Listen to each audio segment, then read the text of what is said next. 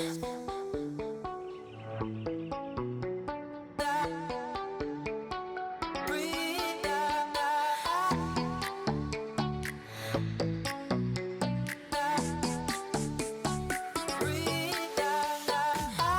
que vous puissiez exprimer, expérimenter, tester, goûter ce que signifie la citoyenneté en France aujourd'hui. Et je pense que c'est vraiment absolument central et important. Bonjour, je suis Xavier Citron, inspecteur en histoire-géographie dans l'enseignement agricole et président du jury des plaidoiries citoyennes de l'enseignement agricole. Je suis donc le président cette année du concours des plaidoiries de l'enseignement agricole. Ce concours est organisé chaque année par la DGER. Cette année, le thème est autour de l'avenir, donc il n'y a pas de thème très précis, mais les élèves, les étudiants, les apprentis qui participent peuvent proposer des plaidoiries sur les thèmes de leur choix pour s'engager sur des causes qui leur sont chères, qui les touchent.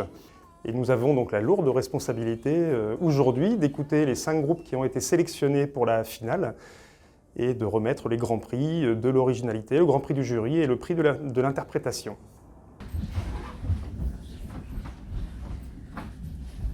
On s'est réveillé Un matin, à l'internat on s'est regardé.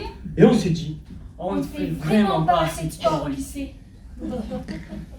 Saël Berini-Poitvino, diplômé de Master 2 en droit de l'homme et l'Union européenne. J'ai donc le plaisir d'être membre du jury de cette formidable édition des petits bonheurs et des plaidoiries citoyennes. Je parle au nom de tous les lycéens, étudiants, tous ceux qui restent assis 8 heures par jour. Nous avons besoin de nous dépenser, de nous dépasser. Alors, nous nous battons pour des horaires aménagés. On a pu se rendre compte très vite que les étudiants et étudiantes avaient déjà un formidable bagage d'éloquence, avec une capacité d'action, d'intervention. Il a fallu juste les aiguiller, leur donner des petites pistes, et c'est un peu ce qu'ils vont faire cet après-midi, puisqu'ils vont nous restituer des plaidoiries citoyennes qui prouvent leur engagement dans la vie de notre société, qui prouvent aussi leur engagement en général en tant que jeunes. Et si les activités physiques étaient la clé d'une réussite scolaire épanouie? Dans notre société, où le stress est omniprésent, l'activité sportive peut être une solution à certains problèmes. Troubles du sommeil, mauvaise nutrition, système immunitaire fragile, initier les jeunes au goût de l'effort permettrait de recréer une dynamique. Maintenant, c'est à nous de reprendre le flambeau. Nous, les jeunes, nous voulons vivre de nouvelles expériences. C'est un enjeu majeur du XXIe siècle. Les jeunes d'aujourd'hui sont les sportifs de demain. Alors, Le sport, un levier pour la réussite? n'oublions pas, dans moins de 1000 jours,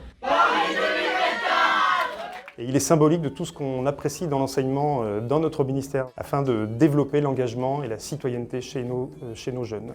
Alors bonjour, je m'appelle Johan, je viens du lycée Kyoto à Poitiers, dans la Vienne. Donc, je suis ici aujourd'hui dans le cadre du concours Les Plaidoiries Citoyennes, un concours d'éloquence organisé par le ministère de l'Agriculture.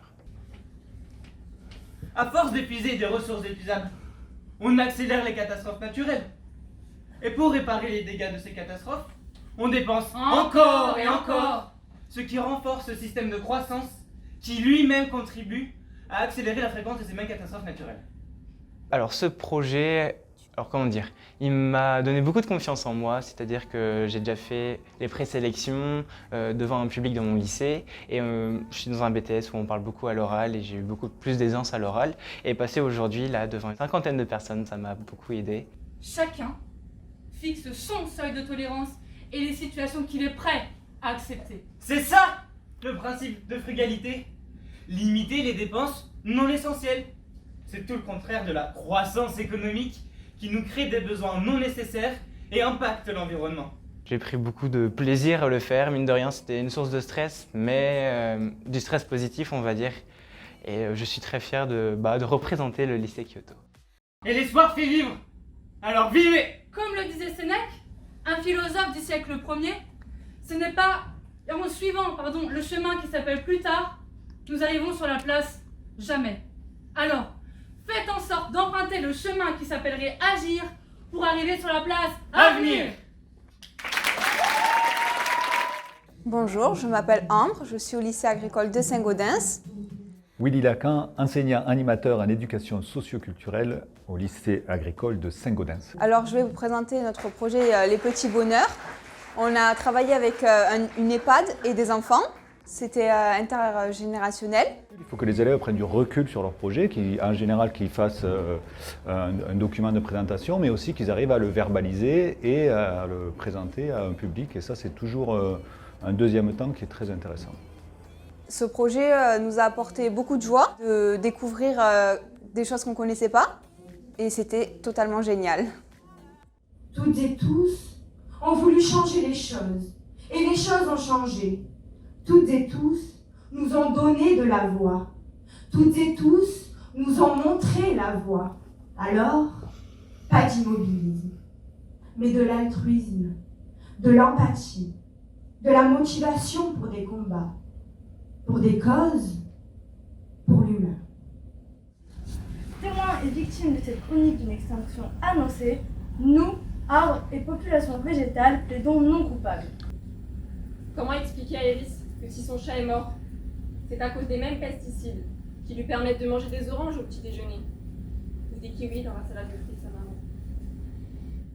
Je me suis rendu compte très vite que la parole était libératrice, qu'elle pouvait nous libérer, que les mots nous libéraient des mots, de MAUX, en fait, de ces problèmes intergénérationnels qu'on peut traverser, qu'elle est vivante, qu'elle nous fait du bien.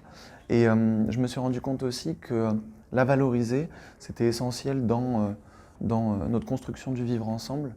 Et c'est un peu ce qui est aujourd'hui produit au Club de l'Étoile, c'est de se retrouver tous ensemble pour favoriser ce vivre ensemble et cette belle solidarité qui est essentielle honnêtement et qui manque cruellement à notre société où on a tendance à vouloir nous extirper les uns des autres, nous éloigner, créer des cassures sociales.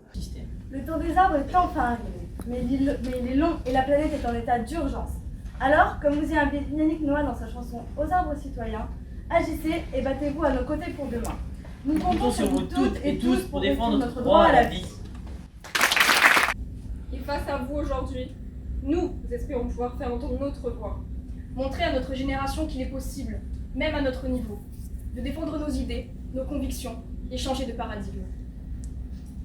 Parce que l'avenir, c'est nous, et c'est tous ensemble que nous devrons le façonner. Les mots comme passeport générationnel d'une belle solidarité.